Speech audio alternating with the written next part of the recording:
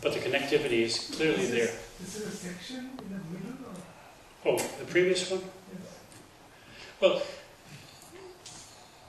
this is looking at the top of the shell. We've just cut off plus or minus 60 degrees so we could fit two of these together. Okay, so that's near the top in the calculations, and this is at 0.85 in proportional radius. So the structures themselves simplify, but the connectivity is there. If we looked at just a localized patch near the surface that is 50 degrees, it emphasizes that the downflow networks, which are again, this is radial velocity, are fairly complex. There's lots of spinners at their centers. There's advection of structures. They are rich flows.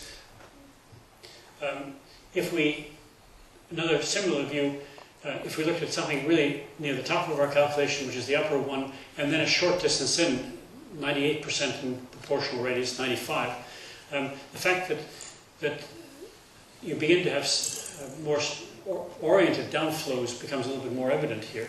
But every one of these has corresponding features near the surface. But basically, the downflows remain narrow. The apparent horizontal scale seems to broaden with depth, but some of these downflows communicate all the way through to the bottom. And this is also emphasized if we look at something near the middle of this layer. There have corresponding points near the bottom. So it's a system that communicates from the top to the bottom and does so. These downflows take you across this layer depth in about 15 to 20 days. So we've started to understand at least some of these elements of what may be happening with rotation in this bulk of the zone. It's hard to figure out quite how to have sustained tachoclines. There's sort of major research underway as to what is the role of magnetism there. Why is it that you actually maintain, why doesn't the differential rotation that is strongly driven by convection here, why doesn't it print itself into the radiative interior? If it were to be a purely diffusive mechanism and you waited 1 billion years, you really should cause the entire convection, the entire radiative interior to rotate differentially. It does not. So you're isolating that by, most likely by some magnetic means. Even a very weak magnetic field, primordial in origin in the radiative interior, could resist being sheared if you waited long enough. But more subtle things are maybe involved, and there's major sort of research work underway to understand what the properties might be of the tachocline. But what we've tried to say is, well, if you take simulations like this, what types of sort of global scale magnetism could be sustained just by dynamo action in this deep shell itself? What does it do? And we've found, much as with many other sort of dynamo calculations, but here in full shells, that if the magnetic Reynolds number is made sufficiently high, you can have sustained dynamo action as a function of time, starting from hydrodynamic calculations that really are long-term and sustaining, and in which the magnetic energy can be about 8% that of the kinetic energy in the bulk of the convection zone. Fairly strong fields of the order of sort of 5,000 Gauss structures. And if you looked at pictures of them, the radial velocities near the top look like this. The radial magnetic fields end up being confined largely to the downflow systems, and there are large things that almost look like ribbons that cut through on the longitudinal fields, and more complex structures deeper down. We can study the evolution of the fields in small patches, find how the magnetic reconnection is occurring, what is the time scale, but we have largely fairly complex fluctuating fields that occupy much of this domain. We haven't succeeded in building the large global fields with these calculations. But if we said, well, look, what does a comparable sort of movie look like if we looked at the radial magnetic field? Well, the radial magnetic field in these calculations ends up basically being at these downflow networks, which are in these levels looking like this. There's a fairly rich evolution, fairly strong fields are built, but these strong fields are mostly in the fluctuating fields as opposed to the mean dipolar kind of fields, or toroidal fields. On the other hand, we could take a snapshot and say, well, what does it look like in terms of the toroidal magnetic field in one snapshot? Well, there's a fair amount of fibril large-scale structure. If we peel it away and look at what it would be in the equatorial region, it has the great advantage of looking like a Christmas wreath. And in fact, the French Research Society ended up, CNRS used that as a Christmas card. But the color here is that you have toroidal fields of opposite sense. The blues are one sense, the reds and the yellows are there. So you're building large-scale fields, but there are major fluctuations with them in the bulk of the zone. And similarly, if we look at just the radial field in the cut, again, reasonably complex, but no evident large-scale structure in this. So a snapshot of these different things. And if we ask, well, what does the external field look like? Well, it can look like it has hairy connections, but fairly, again, high frequency in spatial structure. Now, what we've done very recently, just this past year, is to say let's incorporate a region of penetration into a stable region below, and then force there to be a tachocline. We've caused a differential rotation to vanish at a certain point. We put a body force on. The convection zone itself runs self-consistently the differential rotation, but when we build a sort of forced tachocline that's near the base. So it's penetrated MHD convection, but with a tachocline. And very interesting it was that after a very long period of running, the toroidal magnetic field began to be organized into the large-scale components that have large-scale structure, that they're dominantly a low-degree colloidal field with fields of one sense in the northern hemisphere and the opposite sense in the other hemisphere. A little bit like, at least in our concept models of what may be going on in the sun. Now, that was fairly promising because you could still maintain a strong differential rotation in the bulk of the zone. And so, by having a tachocline, or at least a homemade tachocline with penetration, in the bulk of the convection zone still had fairly strong fluctuating fields. Here are the radial velocities. The toroidal velocities being depicted. Whereas at the base of the convection zone, you began to sort of sweep them into large-scale structures. Now, we didn't build fields strong enough to experience buoyancy and stabilities. The fields there are of the order of 10,000 Gauss. But large-scale structuring and sustained over dynamo type of cycles. So I think we're getting some of the things slightly right. Now, we were feeling reasonably happy with that, but the calculations are going on because these are really Gedanken experiments. Our diffusivities are still far removed from what the real sun is because they're subgrid scale modeling. It's the value of, as in large-scale cosmology or star formation, we have to be sort of enthusiastic physicists that we can take a little step and we really need 15 steps, but based on our one step, we say what the real system is doing. That's the nature of our work. On the other hand, hopefully with some touch of humility and caution. But the simulations are providing at least Gedanken tools, and that's their main advantage. And I think it's a significant one.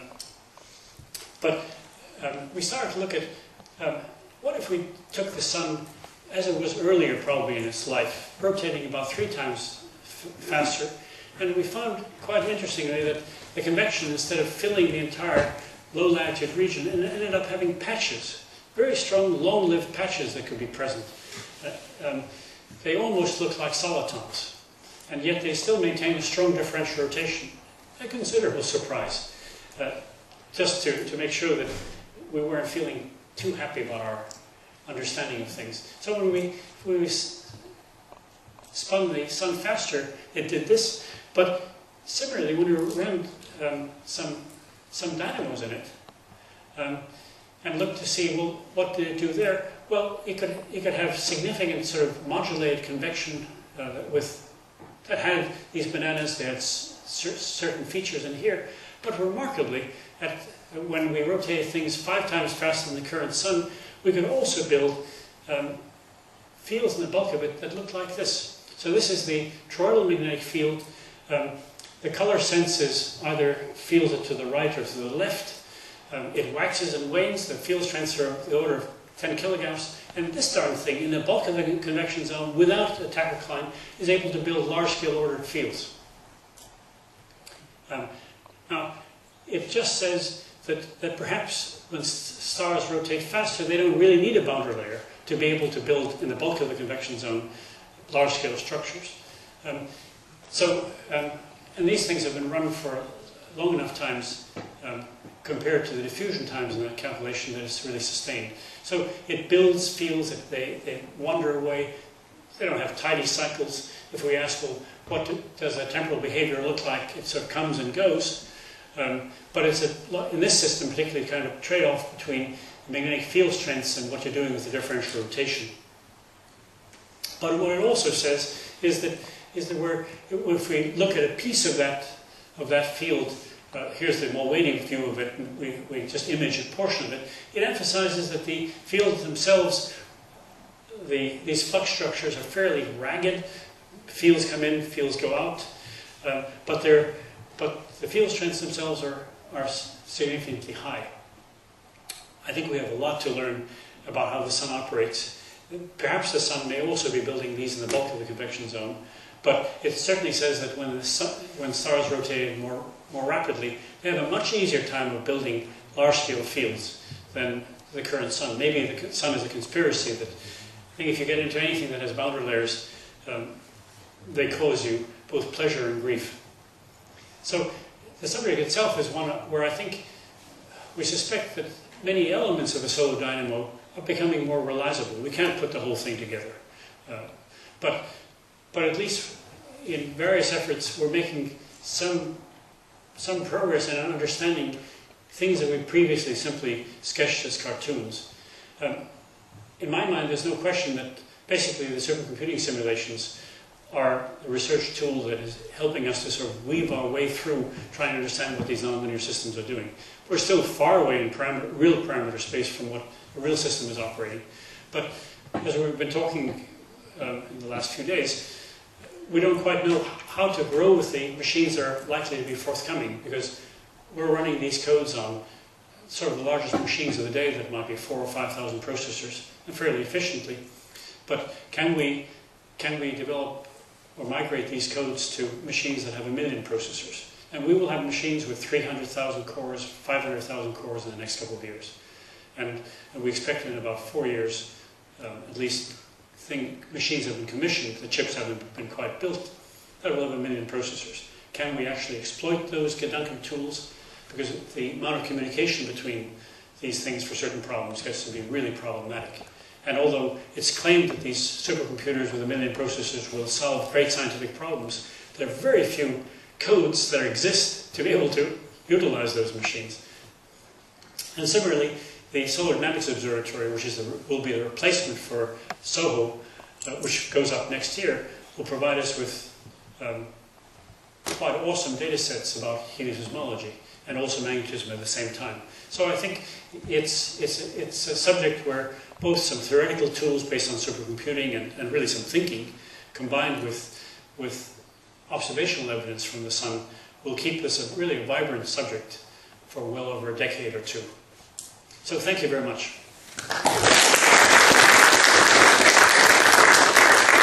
Thanks, Ray, for bringing us to the forefront of science, starting from the 60s when the oscillations were still misunderstood, and now to the latest work up to 2007. Or we hardly understand that. Question, please.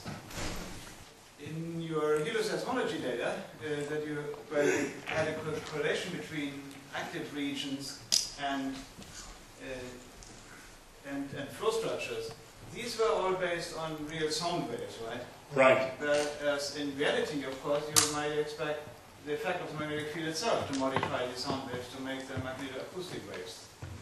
Do you believe that by just working with sound waves, you would have still a good enough representation, or do you have some ideas how well you're doing with that respect? Well, I think our reliability for saying what the flows are within the sunspots themselves are probably very fragile.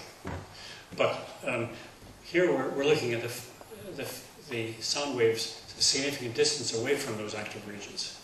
as those sketches were drawn. I think they are largely proper sound waves. But I think there's a lot of work to be done to understand how there's mode conversion as you come in, as you go from really sound waves to sound alphane waves, the dispersion relations that come with it. And so there was a major meeting just in Australia a month ago, another one to come here in Germany next week. Yes. So we're struggling with the issues of how do we actually take into account that magnetism does couple into the acoustic spectrum that we study. But I think the nature of the flows a short distance away from these active regions, I think those are reliable and they show very systematic behavior. Yes.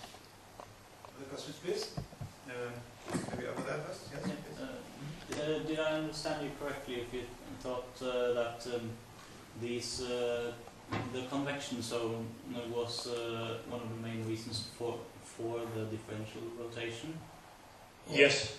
Yeah. No, I mean the convection itself has tilts to convection structures. It has coherent structures within it. We can understand how they contribute to the Reynolds stress terms that play a role and to Reynolds circulations that redistribute the angular momentum. So you can because also the differential rotation is cause of convection, but is that? No. The differential rotation is not the cause of the convection. It influences the convection. Okay. The convection comes about because you have the slow luminosity coming through a region that is just too opaque. So if the convection didn't occur, it would eventually, because the region is highly unstable in terms of the stratification that results. So the convection is driven really by the energy flux from the radiative interior. All right? So I mean, there will be a region of the sun that will bubble and turn over vigorously.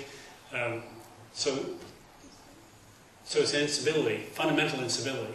But then if you take that convection and put it into a rotating system, then the question is what is the role of both the geometry and the Coriolis forces to modify that convection?